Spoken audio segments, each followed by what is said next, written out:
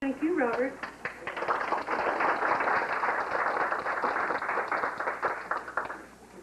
To cover 3.5 centuries. I'm reminded of the story of a young minister who was graduated from a seminary and called to a church. Wanted to make a good impression at that church, so he worked hard on his sermon for the first Sunday. He remembered the homiletic professor had said, never carry a manuscript into the pulpit, but learn by heart what you're going to say. So he worked very hard that first week and got his sermon together, and then the last of the week he started committing it to memory. Got into the pulpit, announced his 3-word text, "Behold, I come," and he forgot everything he was going to say. But he did remember the advice of the professor.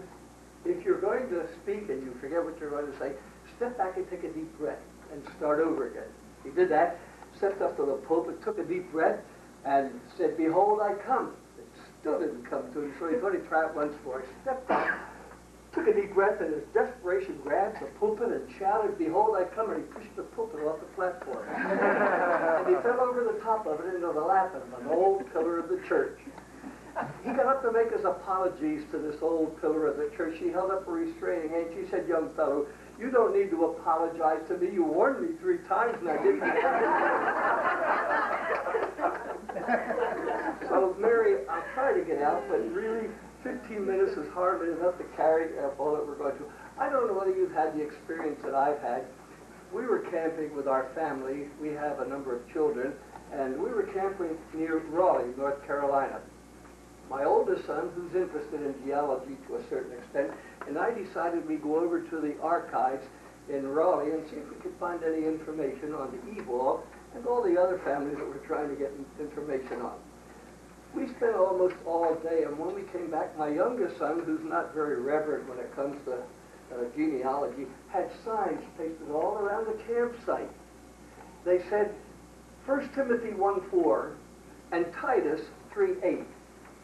3:9. So, of course, I got out my Bible and read what those two said. 1 Timothy 1:4 says, "Neither give heed to fables and endless genealogies, which minister questions rather than godly edifice."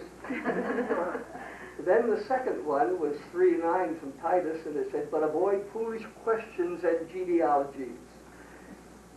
And to add to that and compound it all, I came into the motel room where we are, and I looked at the Gideon Bible, and it fell open to Titus 3:9 had been dog-eared. I don't know whether somebody knew I was coming or not, they just wanted to warn me. There are conflicting stories about the first Hinchmans that came to the colonies. One story, and this is what you will find here, says that Edward and Elizabeth Platt had 2 sons, Edward and Thomas, and that they were the first ones to come to the Americas.